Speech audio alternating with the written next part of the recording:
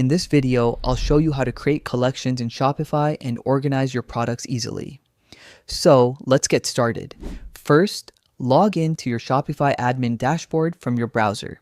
Once you're inside the dashboard, look at the left side menu and click on Products. From the drop-down options, select Collections. Now, click the Add Collection button at the top right corner. First, enter a title for your collection. For example, you can name it Summer Collection.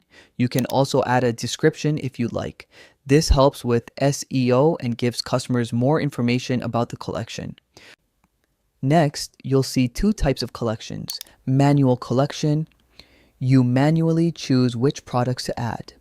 Smart collection, products are added automatically based on conditions you set. If you choose a smart collection, set conditions such as product title contains a specific word.